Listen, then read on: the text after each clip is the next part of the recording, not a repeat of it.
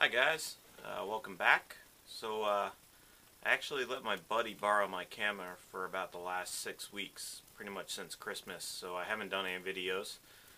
Wanted to get some more videos out there. Haven't stopped working without the camera. I've actually done a lot of stuff, and I won't be able to show you guys what I was doing, but I want to give you an update. So I want to give you an update on the VFD, the variable frequency drive we built up here with the control box for the lathe. That's all set. Finished that shortly after the new year.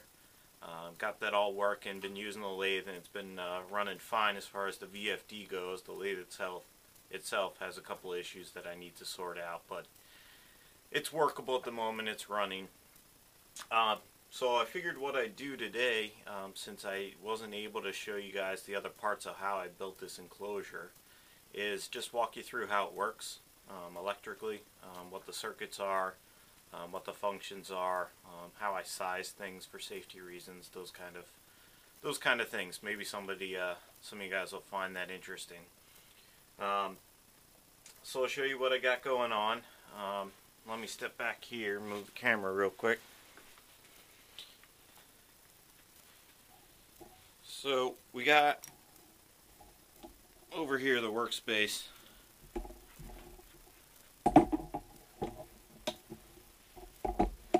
What we have is the lathe here, closing lathe, this part of the shop, and then sort of behind it on the wall, there's this half stem wall almost built here in the basement that I use to attach to stuff, and I use it as shelving too.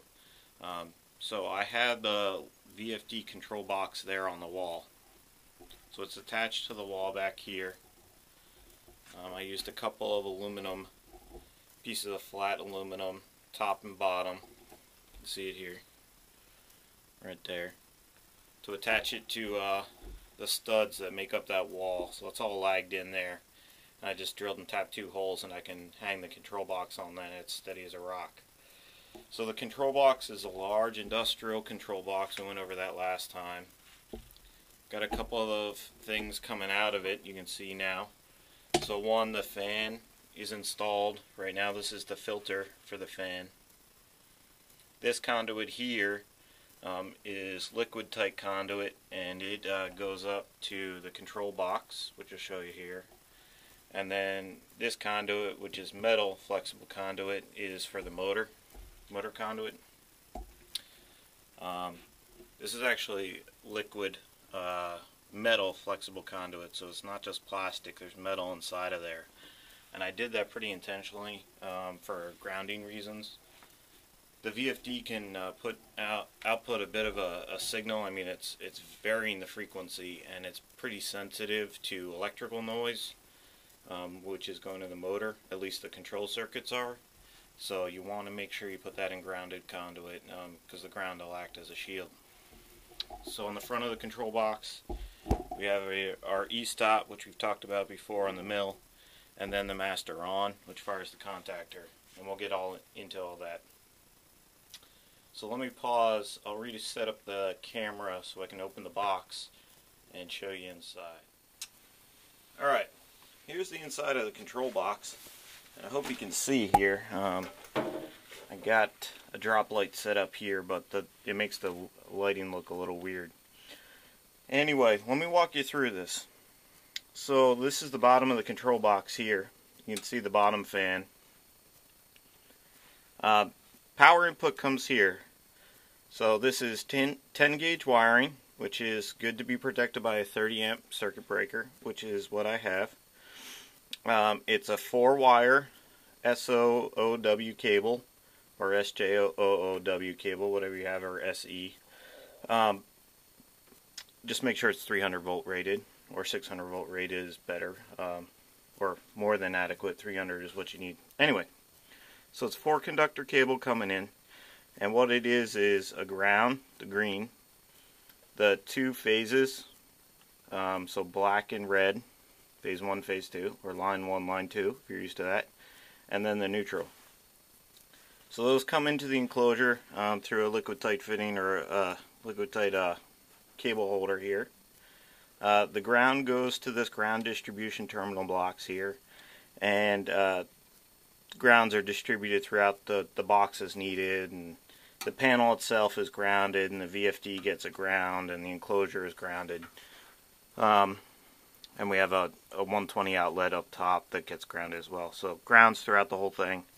And these terminal blocks also clamp onto the DIN rail and give ground there. So, you know, it just bonds everything together to ground. So that's a safety issue there. Then it comes up into distribution blocks, just as a mean to wire. So let's follow black, which is phase 1. Let's just identify it as phase 1. So it comes to the black distribution block, comes out of the distribution block, and then goes to this item here. This is a contactor. So it's essentially a relay, if you want to think about it like that. So it opens and closes, and when it's open, nothing goes through it. And when it's closed, the current and voltage can go through it like a relay, like a switch essentially. So the line comes up here to one of the lines or the contacts of the relay and is essentially stopped. So right now the relay is off. There's no power to this cabinet, by the way. It's all turned off at the moment. And it's stopped. Okay. That line comes out of the relay or the contactor when the contact is closed, active, and comes up here. And then this black, all these black are bussed together. That's the green little bussing strips. So this is essentially line 1 or phase 1 for the entire enclosure, for the whole control cabinet when the contactor is on. So when the contactor is on, line 1 can go wherever it needs to go. And it goes to a bunch of places. We can see it comes out here to a fuse block. This goes to the VFD, to VFD's input power. So it powers the VFD through the VFD's fuse block. So the VFD's fused separately because it requires separate fusing. Yeah, there's 3 other lines that come out of here, and they go to fuse holders. So these are fuse holders. They hold a fuse. There's a fuse in there. And then they go do a bunch of different things. So we'll get back to that in a second. We come back to phase 2 or line 2, which is the red wire coming in. It does something a little different. So it comes in to 2 terminal blocks. Coming out is orange because I didn't have red wire, but I have orange wire. So wherever you see orange, that's supposed to be red, which is our phase 2 wiring indicator. So it comes out and goes to the middle contact of the contactor, much like phase 1 did. And when it comes out, it feeds, much like phase 1 did, all the phase 2 stuff. So try and balance the build. So some of the fuses are on phase 1, some of the fuses are on phase 2. The VFD takes both fuses, or both lines rather, so it's kind of inherently balanced. Anyway, what else do we do for this contact is we come out. I don't even know if you guys can see this. Let me pop you off.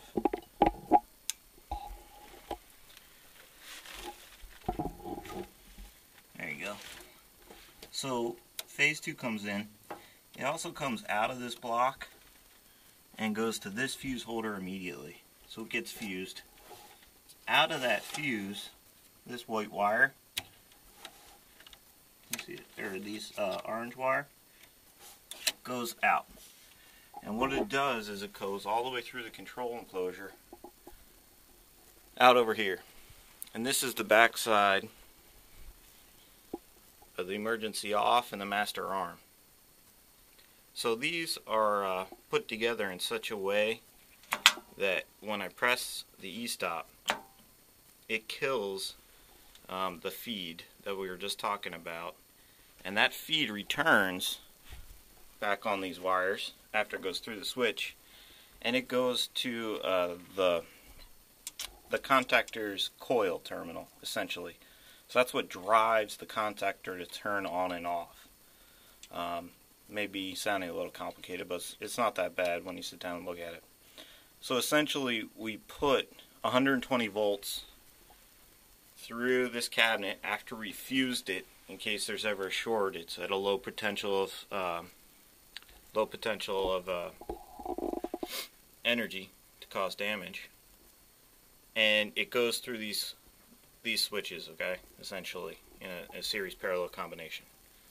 So what happens is this has to be open, the E-stop has to be open, and I have to press the master arm. And this is a momentary switch. So I press it once. What that does is bring 120 volts back down to the coil that's built into the contactor. And when the coil sees 120 volts, it will activate. So it'll suck down the contactor, close the contactor, and allow connections back and forth. The other thing we do is, when that happens, you notice I said our master arm switch is momentary. Just press and release. It's spring-loaded. It doesn't stay down. So you would think the coil then would release. No, what we do is we put in parallel with that the same line, but through the other pole of the contactor. So the same phase 2 through the third pole of the contactor, so that once the contactor is engaged, it gets 120 volts on that same line back through it and puts it in parallel with the relay line, so it doesn't need all it needs is a momentary switch, and then the E-stop button breaks that contact. So it sounds a little confusing. It's really not that bad. The other thing we do is this is an auxiliary contact for the contactor, so it's just a whole bunch more of normally open, normally closed poles that feed off the contactor, and we feed a signal back through this. This is phase 1, remember it's black, through one of these fuse holders, and this goes up. You can see the black wire here, I think, right there. Here's a black wire coming in here. That's that wire, and that's the green light. So that's our indicator that the contactor is closed. Okay, I'm not sure if that makes sense, if I went through it too fast, but it's pretty simple. Alright, so what else do we have going on? Coming in here, we have the neutral. Neutral just goes through a terminal block, just like the phase 1 did, just as a wiring connection, and then comes up to distribute in its own white terminal blocks as neutrals to be distributed throughout the cabinet. You see there's a couple of black wires here. These are from the fans. The fan has their own little harness here, and it's 2 black wires. So one of those is actually neutral. I just didn't want to split them into white. I didn't need to. So anyway, so we got the contactor and how it fires and how it's disconnected. We got the green indicator light on the front door that comes off of the auxiliary contact. The first fuse holder we saw down here, that's for the button for the firing the contactor.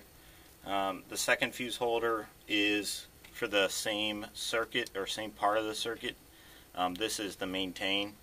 So this is what keeps the coil energized when we release the button once the contact fires. So it's part of the same circuit. It's to fire the contactor circuit. These blocks here are just blocks I used just to wire the wires coming to those two E-stop switches, or the one E-stop switch. It also allows me to wire in another E-stop switch in the future, which I'm going to do, and put one at the lathe itself, probably by my knee, so I could hit it in case I really do have an emergency like getting sucked in, which I hope never happens. Anyway, alright, so we saw these guys. These are all distribution. We went through that.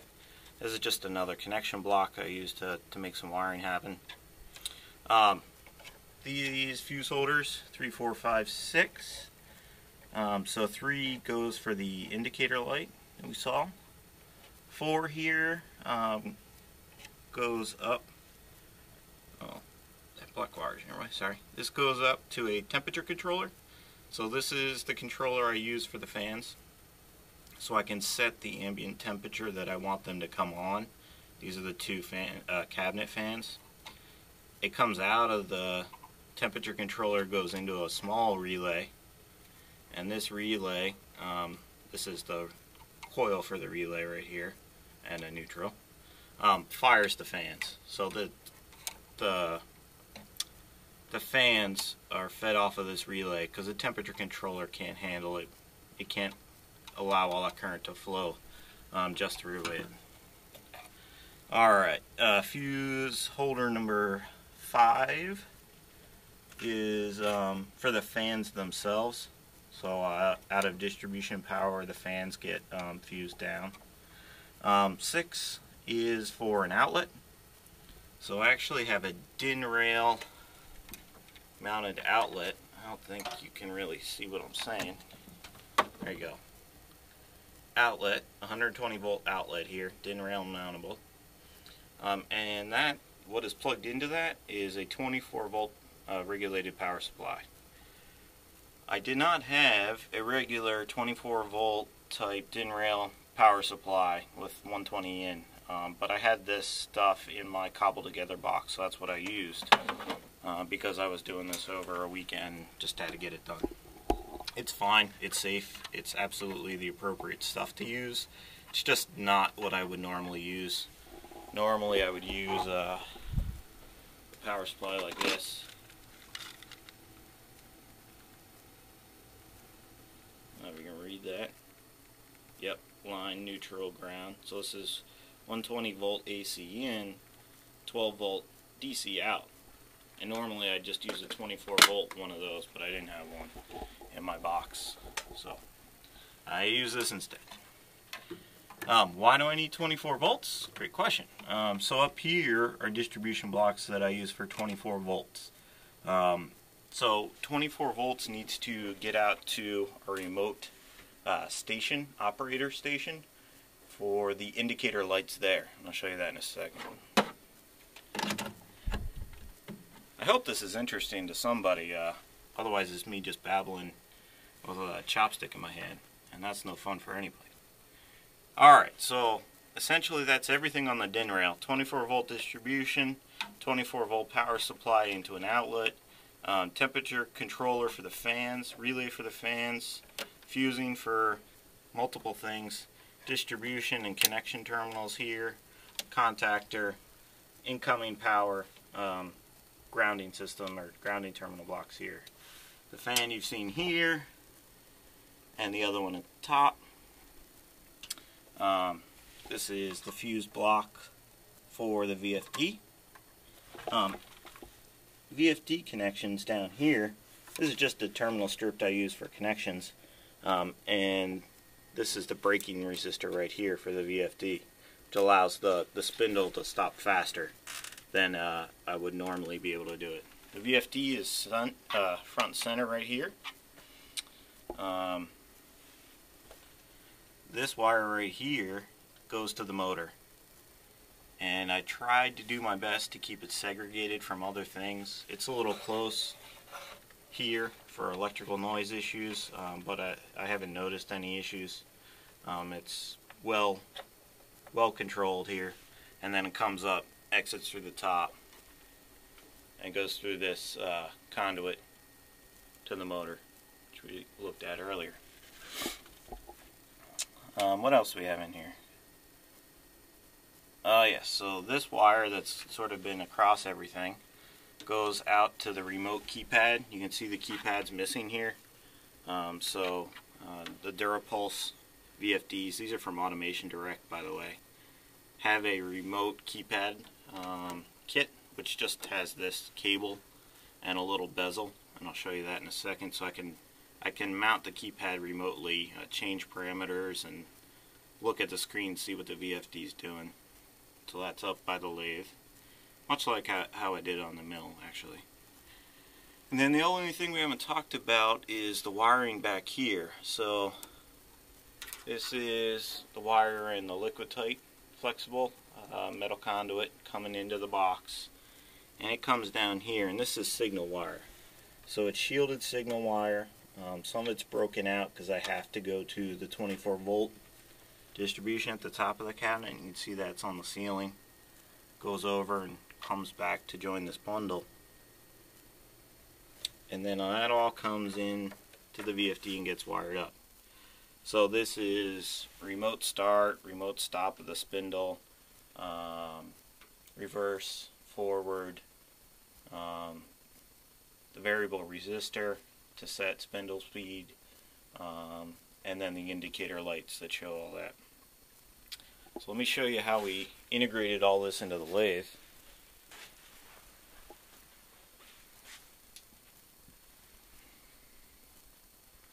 So here's the lathe here, the tripod, the camera sitting here, and I used some 80/20 extruded aluminum. I have this stuff all over the place here in the shop. Got it from one of my previous jobs. You saw me use it on the mill. I used it here. So I created this upright and this cross, and here's the remote keypad for the VFD, and here's the remote operator panel. So I built it exactly the same as the mill, so it's the same layout, so I'm keeping it consistent from every machine. So it has forward, reverse, the variable resistor here so I can adjust spindle speed. The 3 indicators: at speed is blue, 0 speed's green, dry fault, if there's something wrong with the drive, the VFD, it's red, and then start and stop of the spindle. So that's great. I can use these nice big industrial keys, buttons and switches, and it's got to stand up to a lot of abuse. The only other way to operate the VFD is through the keypad, and I know I'm going to wear that out, just beat it up to death. So that's why I chose to do this. I just mounted this in a little project box, little plastic project box, and this is a nicer sort of control box. So out of the back of the control box, getting that light in your eye there.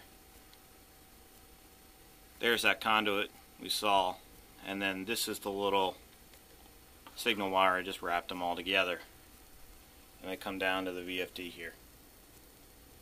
Alright, so what I'll do here, and I normally wouldn't do this for safety reasons, but I have my gear with me, and I'm going to go throw some safety glasses and some other things on, and I'll apply power to the VFD box, and I'll show you how we engage the contactor. You'll see it suck in. We'll get the fans turning, things like that. It's about all you can see in an electrical box. So we'll be back with you in a second here. Alright, we're back. So I have power to the lathe VFD control cabinet right now. So power is back and applied. So I have an insulated screwdriver with me, and I'm not going to go in there and touch anything and point things out like I was doing. But the cable that comes into the bottom that has our power is now live. So there's 240 volts between those two phases. We have a neutral and ground, and it's coming in to this cabinet.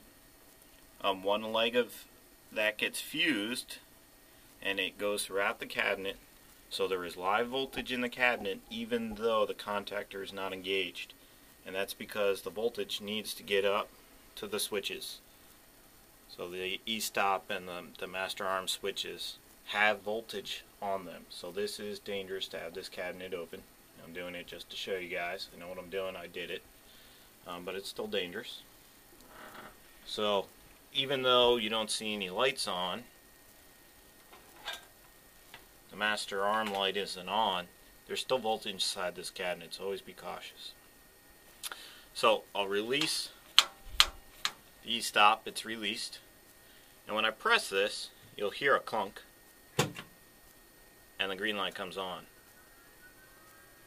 I don't know if you could hear it, there's a whir too, and that's the VFD turning on, and its fans are turning on. So now we have the contactors engaged, and everything else in the cabinet is now live, including the VFD. And I don't have to keep this pressed because of the circuit, the keep alive sort of circuit for the contactors relay, coil rather. And if I kill this, I kill everything else. So I kill power to the VFD, all the fuse holders, the distribution, everything else. There is still live voltage in the box, just like we talked about. And what I can do is I can put another E-stop in parallel with this one, and it will do the exact same thing in series, sit in parallel. So I actually have some.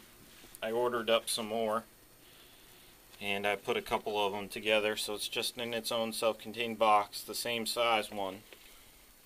And I'm thinking I'll mount it here on the lathe, and that way I could hit it with my knee if I want to. And I left provisions inside the control cabinet to wire that in, because I knew I wanted to do it. So let me show you what happens inside when we do that. So again, there's still live voltage in here. I lost our light. Okay. So there's still voltage in here. What I'm going to do is I'm just going to reach around and turn this on, and you'll see this suck in.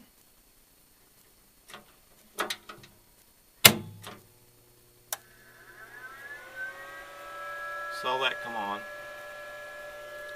The VFD's on, it has a power light, and now we have voltage everywhere. You can see my auxiliary cabinet fans are not on because I haven't reached that temperature inside the cabinet. So just to show you what it looks like when they come on, I'm going to go ahead and turn the set point on the controllers down.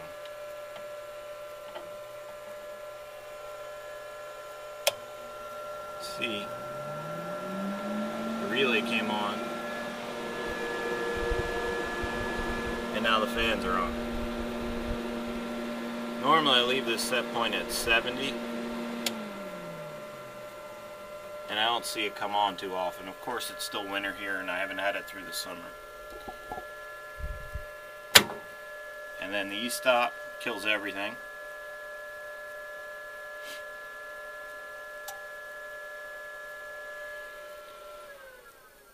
Everything goes down. One thing about the fans that I don't think I ever mentioned before, the bottom fan I have oriented so that airflow is blown into the cabinet from the bottom. So I'm trying to draw the cleanest air in the shop, which is right below this cabinet, and push up to pressurize the cabinet. And then the fan at the top doesn't blow in, it blows the air out of the cabinet. So we're creating a lot of air flow, not really pressurizing the enclosure, but a lot of air flow past the VFD and past the braking resistor for maximum heat transfer, and then getting it out of the enclosure and blowing air up out of here instead of sucking crap in. At least that's the hope. So we'll close this. It's dangerous. I'll go ahead and secure those screws. So that's the VFD install for the lathe. It's been working fine, no issues. Again, sorry I couldn't share the rest of the build with you guys. It would have been boring. It would have been me concentrating on wiring it and following my schematics and probably not saying a whole lot. So if you guys have questions, just let me know. Alrighty, we'll talk to you soon. Thanks.